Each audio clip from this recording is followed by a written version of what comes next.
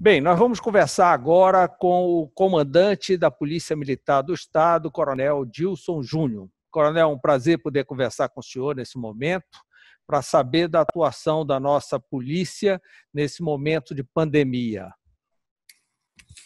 Bom, Mauro, boa noite a todos. É um prazer estar aqui com você novamente e prestando conta das ações da nossa briosa Polícia Militar do Pará. O que foi ou o que está sendo essa pandemia dentro do contingente da polícia de um modo geral? Olha, a pandemia atingiu, né, a nossa tropa, como atingiu toda a população paraense, né, brasileira e mundial.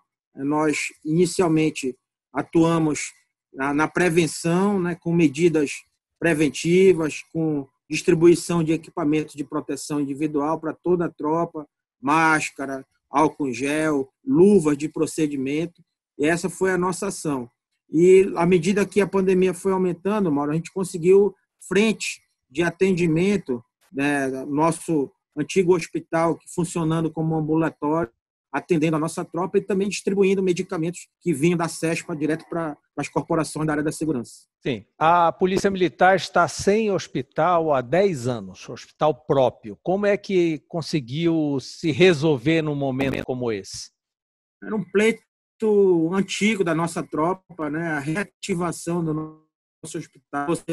Há 10 anos, desde 2010, o hospital havia sido desativado. Na época, o governo entendeu que era um custo muito alto para manter o hospital e preferiu adotar parcerias com o IASEP e com o próprio Fundo de Saúde da Polícia Militar para atender, através de convênios com hospitais privados, a demanda da tropa. E era um pleito antigo nosso, e agora com a pandemia nós levamos novamente o pleito ao nosso governador, que de pronto aqueceu, autorizando o investimento aí da cerca de 11 milhões de reais para que nós possamos, no espaço de 12 meses, o nosso hospital, mesmo com atendimento pequeno, no início serão 6 leitos de UTI e 10 leitos de enfermaria, mas que atende a nossa demanda, até porque nós temos a tropa distribuída nos 144 municípios do estado, sendo que a maioria do nosso efetivo, cerca de 50% a 60%, estão aqui na região metropolitana de Belém. O senhor imagina que percentualmente a Covid atingiu quanto da tropa? Olha, Mauro, nós temos um efetivo de 16 mil policiais. Cerca de 2.500 afastamentos foram registrados desde o início da pandemia. Logicamente que no dia de hoje nós temos em torno de 900 policiais afastados da atividade fim, do policiamento. Aí estamos suprindo essa deficiência com a sustação das férias. Então, nós temos em torno de 1.000 policiais que entram de férias por mês, e a gente sustou as férias desde março, abril e maio, então a gente conseguiu equilibrar e fazer com que a população não tenha perda de policiamento na rua. Agora, Coronel, com a pandemia, com o lockout, com a quarentena, diminuiu substancialmente a questão dos crimes. E aí, a polícia ficou ociosa? Que tipo de trabalho que foi feito? Não, mano, a polícia, muito pelo contrário, acho que nós estamos trabalhando muito mais até do que antes da pandemia, porque além de combater a criminalidade, e é um movimento correto que você evidenciou, a criminalidade diminuiu nesses meses de pandemia, mas a Polícia Militar atuou em outras frentes. Por exemplo, agora na operação lockdown, depois do decreto de lockdown que o governador instaurou, a gente trabalhou muito nas barreiras, principalmente nesses 10 municípios que inicialmente foram contemplados com o decreto. Então, as nossas barreiras para identificar cada caso, cada situação, se aquela pessoa estava autorizada, se ela pertencia a alguma atividade essencial prevista no decreto para poder estar circulando.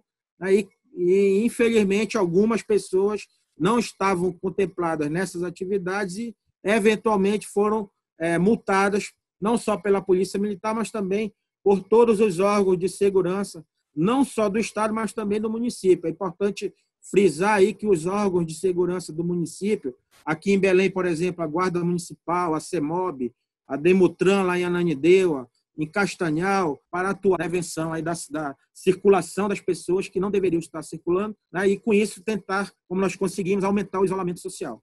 Bem, assim como está diminuindo na capital e na área metropolitana, está aumentando muito no interior do estado.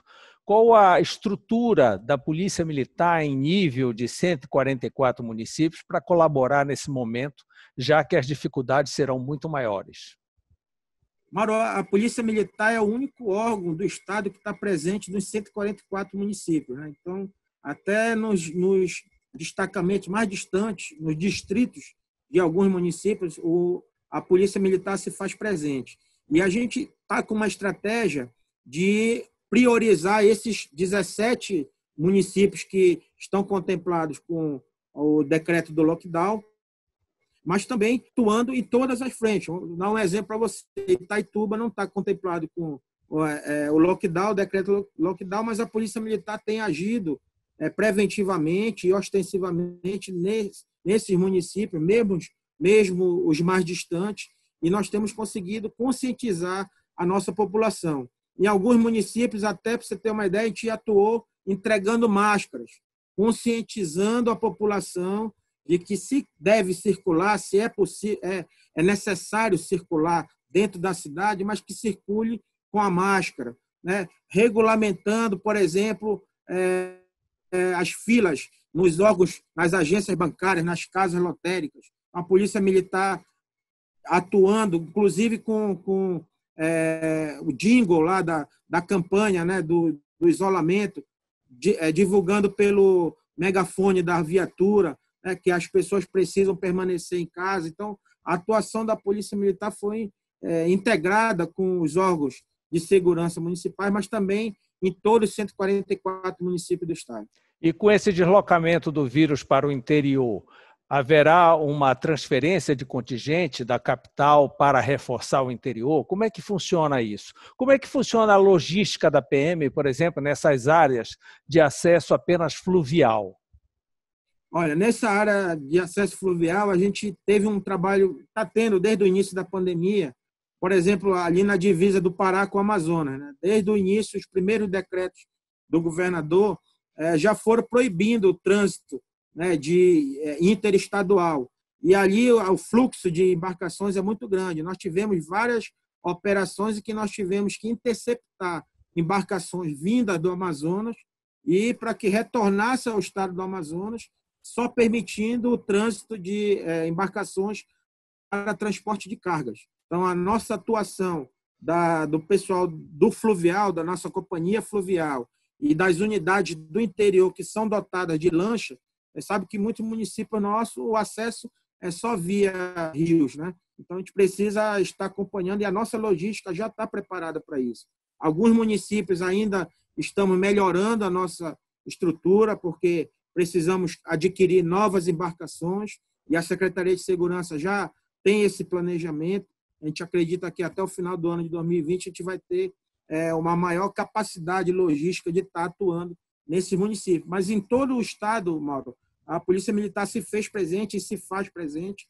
Você falou em deslocamento de tropa. No momento, nós não achamos necessário deslocar tropa da capital para o interior, mas se assim o for, nós estamos prontos para deslocar o nosso efetivo, como nós fazemos em vários períodos do ano, nas Operação Carnaval, Operação Semana Santa, Operação Veraneio, há um deslocamento de tropa para o interior, então não há problema. Nós estamos atentos, monitorando. Se houver necessidade, assim o faremos, deslocando a nossa tropa para o interior. O que é que nós paraenses podemos esperar da Polícia Militar pós-pandemia, a nova PM? Mauro, tem muita novidade, muita coisa boa sendo planejada e conquistada pela nossa instituição nesses últimos 16 meses, que compreende justamente o governo Helder Barbalho. Nós avançamos muito na questão de armamento, de equipamento, e estamos agora já a partir do início de julho, trocando toda a nossa frota de veículos, 100% picapes, os Palio e Candy que você vê nas nossas capitais, aqui na capital e nas cidades do interior, nós vamos estar 100% com as viaturas picapes mais robustas, mais adaptadas para o terreno e para as estradas do nosso estado. Isso também é um grande avanço na nossa corporação. O concurso público e o edital deve sair agora, mesmo sendo atrapalhado pela pandemia, mas conversei recentemente com a secretária de Planejamento, a doutora Hanna, confirmou que até o final de junho está saindo o nosso edital, então isso aí já vai motivar muito as pessoas que estão se preparando para fazer parte, né, da nossa bicentenária Polícia Militar do Pará. A gente acredita que vamos ter um reforço significativo. Quantas vagas mais? Qual será o incremento? São 2.400 vagas, 2.400 vagas, sendo 100 para oficiais e 2.300 para praças. E isso vai, com certeza, aumentar, recompor e aumentar significativamente o nosso efetivo operacional. O senhor falou há pouco na troca da frota. Qual é a frota da PM do Pará? Quantos veículos, por exemplo? Na área operacional, hoje, nós temos 899 veículos. Aí estamos fazendo, com a troca, aumentando para 1.000 veículos operacionais. Então, hoje nós temos alguns destacamentos em alguns distritos de municípios e nós só temos o policial, ou às vezes temos o policial, o trio de policiais com 3 motos. Então, nós vamos conseguir dotar todo o nosso efetivo, todos os nossos destacamentos com viaturas picape.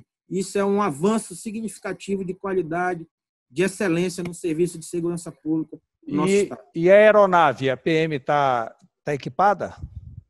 Sim, a questão da aeronave, o grupamento aéreo, ele pertence à Segup, né? A Segup que gerencia toda a parte de aeronaves. Nós temos helicópteros, nós temos aviões, mas com certeza, e temos também a aquisição, né, através de determinações judiciais, de veículos, aeronaves apreendidas por nós em operações de combate ao tráfico de drogas, e o juiz tem dado, o Poder Judiciário tem dado perdimento dessa aeronave, e com isso a gente vai conseguindo incorporar a nossa frota de aeronaves aí, vamos conseguir aumentar ainda mais nesse ano.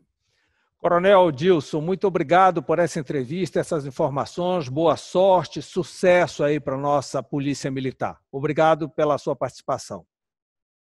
Obrigado, Mauro. Conte sempre conosco. Avante, PMPA. Um abraço. Bem, vamos conversar agora com o cardiologista paraense Diandro Mota, que atua em São Paulo. Doutor Diandro, é um prazer poder conversar com o senhor. Prazer é meu, Mauro. É uma honra estar aqui. Obrigado pelo seu convite. Vai ser um prazer conversar um pouquinho sobre um tema tão importante na nossa atualidade e, de repente, trazer um pouco de conforto para os nossos conterrâneos aí através de informações relevantes.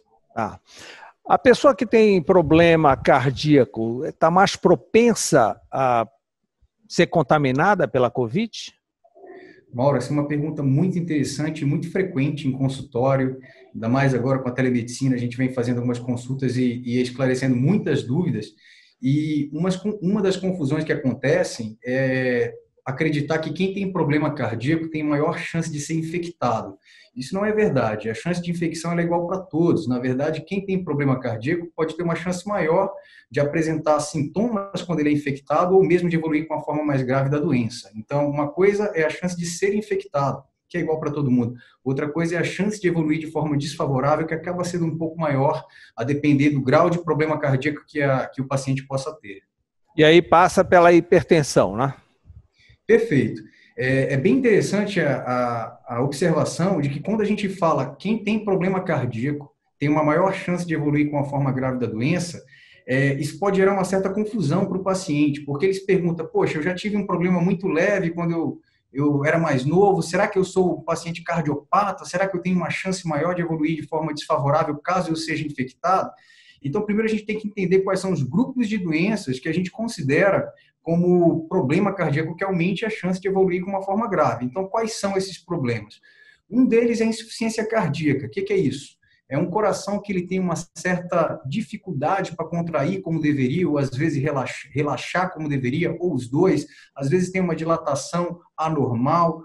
Outras vezes é um paciente que não tem insuficiência cardíaca, mas ele já teve problemas sérios relacionados às coronárias, por exemplo, já teve um infarto, ou aos vasos do cérebro, já teve um derrame, o AVC, famoso AVC, isso também confere um risco maior de evoluir de forma desfavorável. Mas não são só essas doenças estabelecidas. Tem fatores de risco que também, mesmo que você nunca tenha tido nenhum evento cardíaco, pode aumentar a sua chance de evoluir de uma forma mais grave caso você tenha COVID. Quais são eles? Hipertensão, como você bem citou, diabetes, idade avançada, obesidade. Todos esses são fatores de risco muito bem conhecidos para a ocorrência de eventos cardiovasculares, mas é muito importante, para diminuir um pouco a ansiedade, a gente também saber que existe um espectro de cada doença. Por exemplo, existem hipertensos que têm uma pressão aumentada, mas que está controlada, o hipertenso estágio leve, que nunca teve nenhum problema no cérebro, nunca teve nenhum problema em coronária, os rins funcionam muito bem. É diferente de um indivíduo que tem hipertensão mal controlada, num estágio mais avançado da doença, que já tenha trazido algumas repercussões negativas para o organismo. O mesmo raciocínio vale para o diabetes, ou seja, não fique tão ansioso caso você tenha esses antecedentes. É importante você saber, sim, que precisa conversar com o seu médico, porque isso pode conferir um risco a mais, mas isso a gente tem como calcular e saber exatamente qual que é a sua chance de evoluir de forma desfavorável, né? Bem, o grande problema quando se fala em cardiologia e Covid vem a história da cloroquina. Amplamente distribuída, autorizada agora pelo Ministério da Saúde, mas nós sabemos que o principal problema colateral da cloroquina é justamente no coração. Como é que o senhor está lidando com isso? Perfeito, não tinha como deixar de abordar esse assunto, Mauro, é realmente de interesse público. A cloroquina ou a hidroxicloroquina a gente conhece de longa data, vem sendo utilizado há anos para tratar doenças reumatológicas, para tratar casos de malária que a gente bem conhece, na nossa região. Só que a gente tem que entender que o COVID-19 é uma doença nova. A gente está aprendendo sobre ele. A gente tem que entender que a medicação ela pode funcionar de forma distinta a depender do mecanismo que uma doença se apresenta. Ou seja, um exemplo prático para a gente conversar com o nosso público, com a nossa audiência, a gente conhece o AS, ele é amplamente utilizado em diversas doenças cardiovasculares, mas a gente sabe que é perigoso, não se deve utilizar em um paciente que tenha dengue, né? Porque tem problemas adversos sérios que podem advir desse uso. Com a cloroquina, com a hidroxicloroquina, também tem que ter um cuidado especial. É uma medicação que está sendo estudada, a ciência não pode ter preconceitos, a gente tem que estudar toda e qualquer ideia de pesquisa que se tenha plausibilidade para trazer uma resposta para a nossa sociedade, ainda mais num tempo desse, de pandemia e de grande angústia, mas o uso de hidroxicloroquina e de cloroquina, como a gente bem conhece, está vendo e observa aí no mundo, tem que ser muito bem acompanhado, de preferência dentro de protocolos de pesquisa, né, que seria o mundo ideal. Infelizmente, a gente vê que muitas das vezes está sendo utilizado até mesmo sem acompanhamento médico, isso é muito perigoso. O senhor, na sua experiência em São Paulo, tem tido mais vantagem na cloroquina ou desvantagem? Tem tido mais problemas? Mauro, a gente tem algumas pesquisas em andamento, das quais eu faço parte no instituto onde eu trabalho. A gente vem utilizando hidroxicloroquina dentro de protocolo de pesquisa, justamente para a gente poder ter como comparar algo e saber se ela funciona ou não, para quem ela pode ser útil, para quem ela não é útil. A gente tem resultados preliminares que não permitem ainda a gente ter conclusões definitivas, mas a gente já tem alguns estudos publicados ao redor do mundo, em revistas científicas de qualidade, mostrando que em algumas situações ela não vai ter benefício, pacientes que já estão internados com uma fase mais avançada da doença, pelo contrário, ela acaba tendo mais eventos adversos e tem que ficar muito atento que muitas das vezes esses eventos adversos, como a gente vem acompanhando aí dos noticiários, podem estar relacionados a problemas cardíacos, como arritmias, bloqueios, a parte elétrica do coração pode ser fortemente influenciada, e como é uma doença que a gente sabe que não afeta só pulmão, o COVID é uma doença inflamatória que envolve o sistema como um todo, a gente pode ter, inclusive, manifestação cardíaca do COVID, e essa interação da hidroxicloroquina ou da cloroquina, nesse contexto, pode ser perigosa. Então, a gente vem estudando, e é um pouco precoce para falar a respeito dos nossos resultados. A gente está no instituto onde eu trabalho, quase 200 pacientes sendo acompanhados, mas em breve a gente já deve ter alguma ideia para poder debater do ponto de vista científico. E alguma ideia sobre sequelas da COVID, principalmente na questão cardíaca? Então, é uma doença muito nova, né? A gente vem observando que os casos aumentaram muito nos últimos 2 meses aqui no Brasil, sobretudo no nosso instituto, essa última semana, em 5 dias, a gente teve 100 internações, para você ver que é 5 dias, não, desculpa. Nos últimos dias, em 5 dias, a gente teve 20 internações, 4 por dia, uma média que a gente vê que é alta, e não tem tempo suficiente ainda para a gente falar de sequelas em longo prazo. Mas a gente observa o quê, Mauro?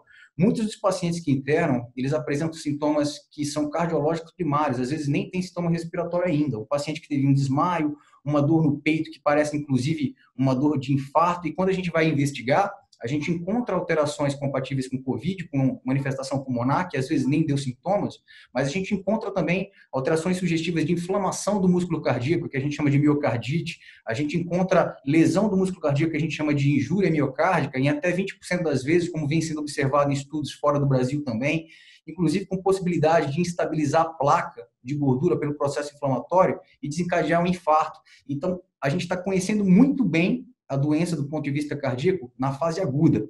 Em relação às sequelas, a gente vai ter que esperar um pouquinho mais para saber o que pode trazer para o nosso coração. E em função da quarentena, as pessoas mais calmas dentro de casa diminuíram os números de infartos? Essa sua observação ela é de extrema importância, porque os pacientes continuam infartando, né? A gente sabe que os pacientes continuam tendo infarto, continuam tendo AVC, que são as duas principais causas isoladas de causas específicas de morte no mundo, né? As doenças cardiovasculares matam aproximadamente 30% das mortes no mundo são por doenças cardiovasculares, sobretudo por infarto e AVC. E o que está acontecendo é a busca pelo atendimento médico, num pronto atendimento, de pacientes com sintomas sintomas sugestivos de infarto ou de AVC diminuiu muito. A gente teve uma queda aproximadamente de 70% em relação a procedimentos como cateterismo para investigar doenças cardíacas relacionadas às coronárias, e isso não quer dizer que tenha diminuído, não quer dizer que esteja infartando menos. As pessoas é o medo de ir ao consultório, de ir à clínica e ir ao hospital. Exato, Mauro, exato. E o que a gente vê, qual que é o reflexo disso? Vem aumentando muito o número de pacientes que chegam já numa fase bem avançada da doença, de um infarto ou de um AVC, em que a nossa estratégia de terapia acaba ficando um pouco mais reduzida, trazendo menos benefício para o paciente, e até mesmo muitos pacientes demoram tanto para buscar ajuda que acabam, infelizmente, morrendo em casa, o que para a gente é uma coisa muito triste, a gente deixar um paciente sem ter a chance de receber um atendimento adequado. Então, eu utilizo aqui o espaço que você está cedendo para a gente fazer esse alerta para as pessoas. Não deixem de valorizar seus sintomas cardiológicos, dor no peito, se sentir, falando de AVC, se sentir que está fraco determinada parte do corpo, dificuldade para falar, a fala está empastada, não deixe de procurar atendimento o quanto antes, que merece sim ser investigado. O senhor tem usado a telemedicina para ajudar? Sim, Mauro, isso é uma ferramenta que veio para ficar, a gente vem utilizando com frequência. Como você sabe, já estive um tempo em Belém, tenho meus pacientes de Belém com quem eu mantenho contato próximo, e certamente para esclarecimento ela é muito útil. A gente tem limitações que a gente não consegue fazer um exame físico à distância, mas só de esclarecer dúvidas, observar como vem sendo feito um processo de investigação nesse cenário que a gente tem do Covid, tenha muitas das vezes a possibilidade de discutir com outros colegas que estão por aí e podem auxiliar muito nessa assistência que a gente vem fazendo. Doutor Diandro Mota, muito obrigado por essas informações, por essa consulta. Muito obrigado mesmo, nesse momento é de grande importância. O senhor, sendo paraense, atuando em São Paulo, ganha uma envergadura muito maior no tipo de informação. Muito obrigado. Obrigado, Mauro, eu que agradeço. Estamos à disposição sempre que tiver interesse em compartilhar informação de qualidade, isso vai ser sempre prazeroso. Um abraço. Grande abraço. Espero que você tenha gostado do programa, das conversas, com bastante assuntos diferentes. Estaremos de volta na próxima segunda-feira, no mesmo horário. Eu agradeço a sua companhia. Boa noite.